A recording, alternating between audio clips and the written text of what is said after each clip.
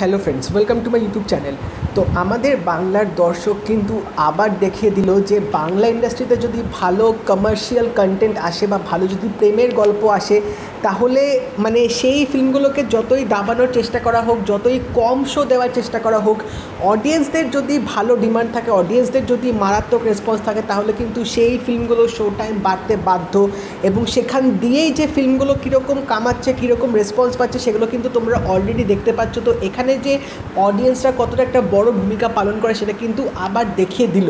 কারণ এই যে ঈদে কিন্তু এবারে আমাদের বাংলা ইন্ডাস্ট্রিতে বেশ একটা বড় টক্কর চলছিল, কারণ আমরা বাংলা থেকে দেখতে পাচ্ছিলাম একদিকে দেব আর জিতের মুভি এসছে, অন্যদিকে কিন্তু দুটো বলিউড থেকে মুভি ছিল, একটা হচ্ছে রানওয়ে 34 এবং আরেকটা হচ্ছে হিরোপন্থী 2। তো প্রথমে যে সিনটা আমরা দেখেছিলাম সেটা হচ্ছে হিরোপন্থী 2 আর রানওয়ে 34 কিন্তু প্রচুর হল সংখ্যা পেয়েছিল, সেখানে রাবণ আর কিশমিশ খুবই কম সংখ্যক হল পেয়েছিল।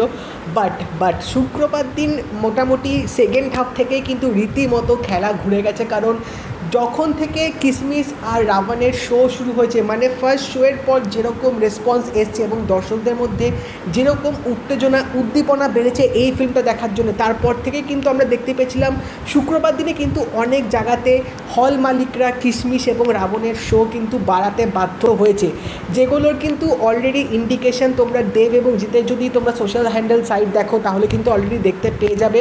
কারণ শুক্রবার দিনই কিশমিশ যে রেকর্ডটা করেছে সেটা হচ্ছে নবীনাতে ফার্স্ট শো ছিল, ফার্স্ট শো কিন্তু পুরো হাউসফুল গেছে, যেটা কিন্তু ফর দ্য ফার্স্ট টাইম এরকম একটা রেকর্ড ক্রিয়েট হচ্ছে, যেটা নবীনার ফেসবুক পেজ থেকে কিন্তু তারা এই অ্যানাউন্সমেন্টটা ঘোষণা করে দিয়েছিল। তারা কিন্তু রীতিমতো মানে তাদের যে টার্গেট অডিয়েন্স ছিল তার মধ্যে তারা কিন্তু বেশ ভালো একটা ছাপ ফেলেছে। এবং অন্যদিকে রাবণ বলতে গেলে কিন্তু একদম পিছিয়ে নেই, কারণ রাবণ যেরকম রেসপন্স পাচ্ছে, মানে যেগুলো একটু শহরের বাইরের দিকে যে হলগুলো আছে, যেগুলো সিঙ্গেল স্ক্রিনগুলো আছে স্পেশালি, সেগুলোতে কিন্তু রাবণের তাণ্ডব দারুণভাবে চলছে এবং সেখানেও কিন্তু হল সংখ্যা অনেক বাড়ছে।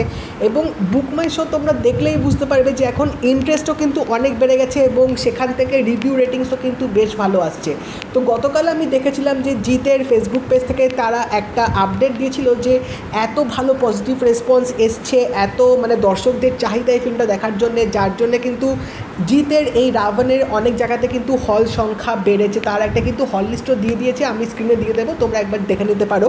এবং তার সাথে অবভিয়াসলি দেবের কিশমিশেরও কিন্তু সেম কেস হয়েছে।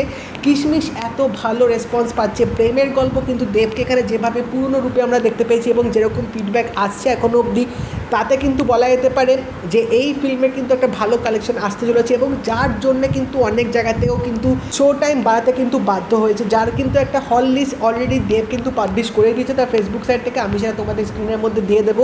এবং কল্যাণী সঙ্গম বলে যে একটা হল আছে সেখানেও কিন্তু কিশমিশের শো টাইম বাড়িয়েছে, সেখানেও কিন্তু রাবণের শো টাইম বাড়িয়েছে। তো অনেক জায়গায় বলতে গেলে কিন্তু কিশমিশ আর রাবণ ইকুয়ালি শো পেয়েছে এবং এটার জন্যে হিরোপন্থী 2 আর রানওয়ে 34 কিন্তু বিশালভাবে এফেক্টেড হচ্ছে, কারণ তাদের কিন্তু সেরকম রেসপন্স আসছে না আমাদের ওয়েস্ট বেঙ্গলে এবং সেটার জন্য তাদের হল সংখ্যা কমে গিয়ে এখন রাবণ আর কিশমিশের কিন্তু হল সংখ্যা দিনের পর দিন বাড়ছে। তো এবার যদি আমি এই টোটাল শুক্র শনি যদি কালেকশন নিয়ে কথা বলি, অ্যাকচুয়াল ফিগার কিন্তু এখন অবধি আসেনি, বাট আমি যেরকম ট্রেন্ড দেখছি, যেরকম বুক মাই শো আমি দেখলাম এবং যা রেসপন্স আমি চারিদিকে দেখতে পাচ্ছি, সেখান থেকে একটা আন্দাজ করে বলা যেতেই পারে যে এই দুটো মুভি আজকের মধ্যে মোটামুটি 1 কোটি কালেকশন কিন্তু করেই ফেলবে।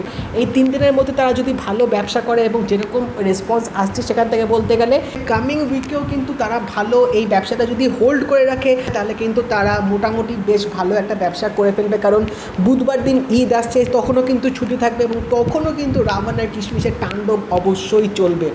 তো এটাই হচ্ছে ব্যাপার যে বাংলা ইন্ডাস্ট্রিকে, বাংলা ফিল্ম যদি আমরা ভালো পাই, যদি ভালো কমার্শিয়াল মুভি আসে, তাহলে অডিয়েন্সরা কিন্তু অবশ্যই সেটাকে গ্রহণযোগ্য করবে এবং সেটার ফলাফল কী হচ্ছে তোমরা অলরেডি দেখতে পাচ্ছ।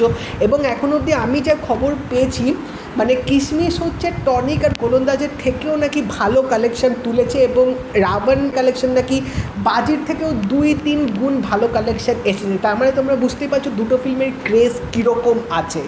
তো এই হচ্ছে ব্যাপার এবং আমার মনে হয় আরও যত দিন যাবে হল সংখ্যা অবশ্যই বাড়বে, কারণ পাবলিকদের মধ্যে কিন্তু এই ক্রেজটা রীতিমতো আছে। দুটো ফিল্মই ভালোভাবে চলছে, দুটো ফিল্ম ভালোভাবে রেসপন্স আসছে। তো সেখান থেকে বলাই যাচ্ছে যে বাংলা ইন্ডাস্ট্রি কিন্তু একটা ভালো দিকে যাচ্ছে, কারণ যেখানে দুটো বড় বড় হিন্দি সিনেমা ছিল তাদের শো টাইম কমিয়ে বাংলা শো টাইম বাড়ানো হচ্ছে। এটা কিন্তু সত্যি একটা খুব ভালো খবর। এবং রাবণ কিসমিস যত আরও এগোবে, যত আরও হল সংখ্যা পাবে, যত তাদের সিনেমাগুলো ভালো চলবে, আমরা কিন্তু আরও কমার্শিয়াল মুভি এক্সপেক্ট করতে পারি ইন ফিউচার। এবং অবভিয়াসলি জিদ্দার কাছ থেকে তো কমার্শিয়াল মুভিজ আমরা আরও পেতে চলেছি যদি রাবণটা খুব আরও ভালোভাবে বড় সাফল্য পায়। তো তোমরা অবশ্যই জানিও তোমাদের কী মতামত এই কন্টেন্টটা নিয়ে, এবং যদি এই ভিডিওটা ভালো লেগে থাকে তাহলে লাইক করে দিও, শেয়ার করে দিও, চ্যানেলটা কিন্তু অবশ্যই সাবস্ক্রাইব করে দেবে, নোটিফিকেশন বেলটাও কিন্তু অল করে দিও। তো দেখা হবে পরের ভিডিওতে, বাই।